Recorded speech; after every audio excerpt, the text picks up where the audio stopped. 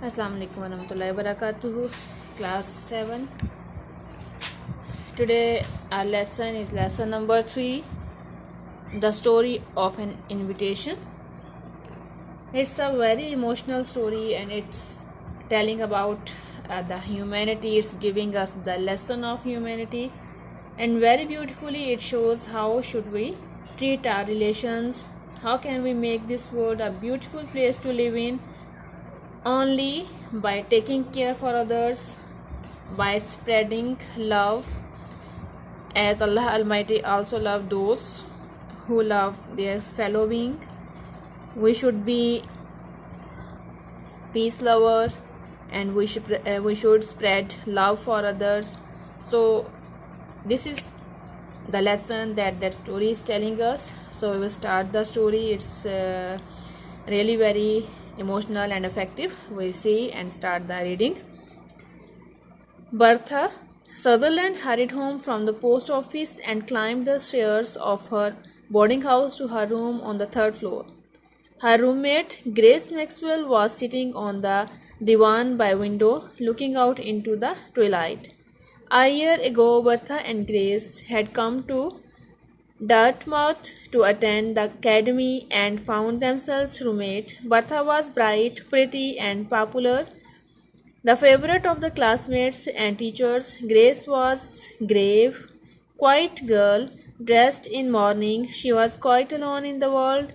The aunt who had brought her up having recently died. At first she had felt shy with bright and brilliant Bertha, but they soon became friends, and the year that followed was a very pleasant one. So in all that, this is the introductory paragraph of the story. Here we can see that there are two characters, both are girls, Bertha and Grace. Bertha is very lively girl and Grace is quite gloomy, sad girl, and she also looks very gloomy. And there are the evidences why she is like that, as she has nobody in her family. Even her only aunt that brought her up, she also died some times ago. And now the both girls are roommates. The story moves on. It was almost ended now, for the terminal exams had begun, and in a week's time the school would close for the holidays. Now their year is going to complete. Have some chocolates, Grace, said Bertha gaily. It's mean lively, happily. I got such good news in my letter tonight that I felt I must celebrate it.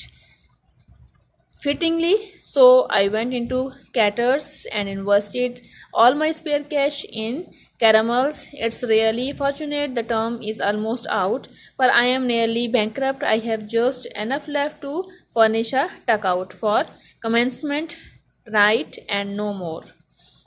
So here she is happy and she is expressing her happiness, and she is also telling that she is quite happy because now the term is going to an end, and she is celebrating her happiness with the chocolates. What's your good news, may I ask, said Grace. So as she was quite happy, so Grace asked her the reason of her happiness. You know, I have an aunt, Margaret, commonly called Aunt Meg, out at Riversdale, don't you? There never was such a dear, sweet, jolly aunt in the world. I had a letter from her tonight. So there is the reason for her happiness, that she got a letter from her auntie, Aunt Meg. And what was written in that letter we can see here. Listen, I shall read you what she says. I want you to spend your holidays with me, my dear. Mary, Fairweather and Lois Fishy and Lily Dennis are coming too. So there is just room for one more, and that one must be yourself. Come to Riversdale when school closes, and I shall feed you on strawberries and cream and pound cake and donuts and mince pies and all the delicious, indigestible things the schoolgirls love and careful mothers condemn. Mary and Lo and Lale are girls after you. You are your own heart. I know, and you shall all do just as you like, and we shall have picnics and parties and merry doing galore. There, said Bertha, looking up with a laugh. Isn't that lovely? So that letter shows that what Aunt Meg has told Bertha.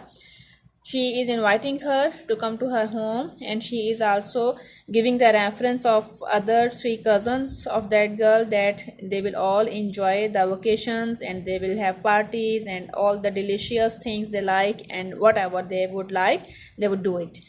So it's quite happy, and she feels very excited for all that, and she is telling it to her friend. How delightful it must be to have friends like that to love you and plan for you, said Grace wistfully. I am sure you will have a pleasant vacation, Berta. As for me, I am going into Clarkman's bookstore until school reopen. I saw Mr. Clarkman today and he agreed to take me.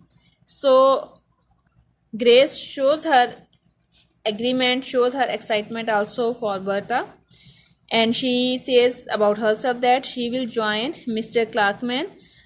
She will go to her bookshop, her bookstore, and she will do the job for the vacations. Bertha looked surprised. She had not known what Grace's vacation plans were. I don't think you ought to do that, Grace, she said thoughtfully. You are not strong and you need a good rest. It will be awfully trying to work at Clarkman's all summer.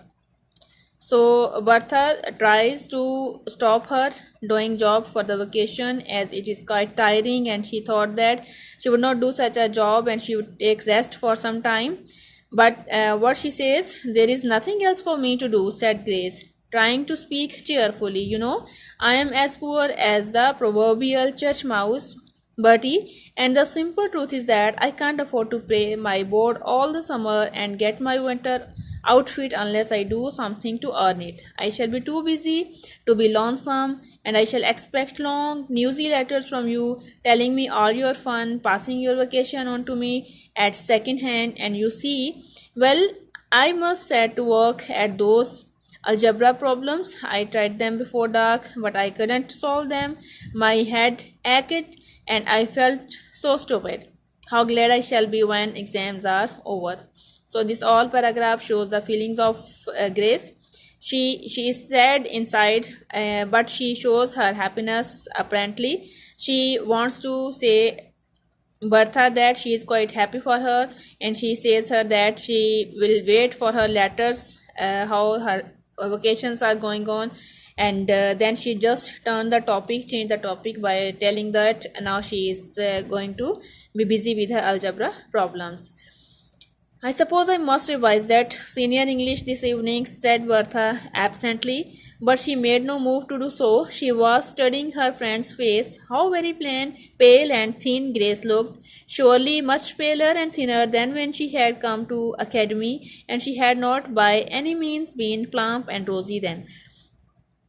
When Grace told her that she is going to solve her problems of the algebra, she just tried to switch the topic, as she told her that she had to do the job because she didn't have money to afford to fulfill her expenditures.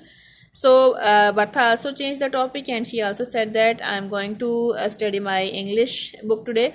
But she was actually not going to do that one. She was quite thinking about her friend, and she was thinking that she's quite pale and thin. Even when she joined the academy, she was also not very plump and not very fresh at that moment, but still now she is quite more weaker and paler. I believe she could not stand 2 months at Clackmann's, thought Bertha. If I were not going to Aunt Meg's, I would ask her to go home with me. Or even if Aunt Meg had room for another guest, I would just write her all about Grace and ask if I could bring her with me. Aunt Meg would understand. She always understands, but she hasn't, so it can't be. So Bertha is quite thinking about her friend, that if it was possible to take her with herself to her aunt, but there was no room for another guest, so she could not do this one. But she was quite thinking about her, that if possible she could take her to her own home, but as she is not going to her own home, she is going to her aunt, so it was not possible also. Just then a thought darted into Bertha's brain. What was that idea she got? What nonsense, she said aloud so suddenly and forcibly that Grace fairly jumped. What is? She was actually thinking quite within herself, and when getting an idea, she just shouted, and Grace was quite surprised, and she jumped. What happened? She asked. Oh, nothing much, said Bertha, getting up briskly. See here, I'm going to get to work. I have wasted enough time. She curled herself up on the divan and tried to study her senior English, but her thoughts wandered hopelessly, and finally she gave it up in despair and went to bed. There she couldn't sleep. She lay awake and wrestled with herself. It was after midnight when she sat up in bed and said solemnly, I will do it. She was quite thinking about her friend, and she could not even study, and she just passed all the time. Even she could not sleep, and during the midnight she just got up and she again started to think about her friend, and she just decided that she will do something about her friend. Next day, Bertha wrote a confidential letter to Aunt Meg. She thanked her for her invitation and then told her all about Grace. And what I want to ask Aunt Meg is that you will let me transfer my invitation to Grace and ask her to go to Riversdale this summer in my place. Don't think me ungrateful. No, I am sure you won't. You always understand things, but you can't have us both. And I would rather Grace should go. It will do her so much good, and I have a lovely home of my own to go, and she has none. So what the idea she got, she just write a letter to her aunt again, and she told her everything about Grace, and she requested her that at her place, if she would invite Grace, she would be very happy, and there is no problem for Bertha as she has a lovely home. She can go to her home to enjoy her summer vacations, but Grace doesn't have any home to go, so she requested her aunt to give the invitation to her friend instead of her. Aunt Meg understood as usual and was perfectly willing. So she wrote to Bertha and enclosed a note of invitation for Grace. I shall have to manage this affair very carefully, reflected Bertha. Grace must never suspect that I did it on purpose. I will tell her that circumstances have prevented me from accepting Aunt Meg's invitation. That is true enough. No need to say that the circumstances are hers, not mine. And I shall say I just asked Aunt Meg to invite her in my place and that she has done so. So her auntie, she accepted her idea, she understood the problem, and she wrote an invitation at place of Bertha to Grace. And Bertha thought that she would manage the situation, and she thought that she will tell her that she could not go to her aunt because of some circumstances, and she will not, actually she was right, but she will not tell her what are the circumstances. And she asked her that I told my auntie that I couldn't come, so please accept my excuse, and at the place of me please invite my friend. So she invited you.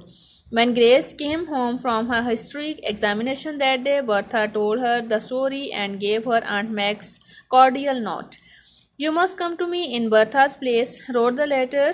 I feel as if I knew you from the letters, and I will consider you as a sort of honorary niece, and I shall treat you as if you were Bertha herself. So this was the note of Aunt Meg. She wrote to Grace that, and at the place of Bertha, I want you to come to me, and I will treat you like my own niece. Isn't it splendid of Aunt Meg? Said Bertha diplomatically. Of course, you shall go, Grace.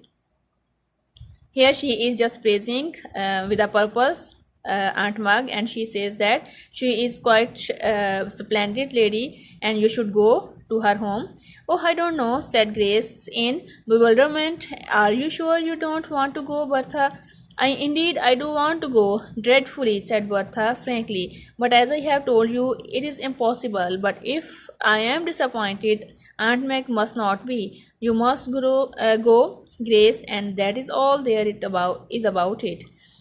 Grace was quite confused, and she asked Bertha that is it true, and she didn't want to go, or you are very excited about to go. So Bertha told her that yes, I was very much excited to go to my aunt, but I told you that I cannot go now. So if I am disappointed, please don't disappoint my auntie, and you should go there. In the end, Grace did go, a little puzzled and doubtful still, but thankful beyond words to escape the drudgery of the counter and the noise and heat of the city. Bertha went home feeling a little bit blue in secret. It cannot be denied. Blue in secret means quite sad inside herself, but she was also feeling quite sure that if she had to do it all over again, she would do just the same. And she was quite sad on not going to her aunt, but she was quite happy for her friend, and she thought that if on the second time she had to do the same, she will do the same again. The summer slipped quickly by, and finally two letters came to Bertha, one from Aunt Meg and the other from Grace. I have had a lovely time, wrote the letter, and oh, Bertie, what do you think? I am to stay here always? Oh, of course, I am going back to school next month, but this is to be my home after this. Aunt Meg, she makes me call her that, says I must stay with her for good. So this is the letter of Grace to Bertha. She was quite happy there, and she told her that aunt told her to stay here always forever, and after completing her school she will again go to the aunt and she will stay there forever. And what is written in Aunt Meg's letter? It is written here, Grace is writing to you and will have told you that I intend to keep her here. You know, I have always wanted to a daughter of my own, but my greedy brothers and sisters would never give me one of theirs, so I intend to adopt Grace. She is the sweetest girl in the world, and I am very grateful to you for sending her here. You will not know her when you see her. She has grown plump and rosy. So here the aunt is writing that she is quite happy on getting such a beautiful girl, and she is quite happy here, and she get a little bit healthier, and you when you see her you will surprised on looking her. So what are the feeling of Bertha now? Bertha folded her letters up with a smile. I have a wage delightful feeling that I am the good angel in the storybook, she said.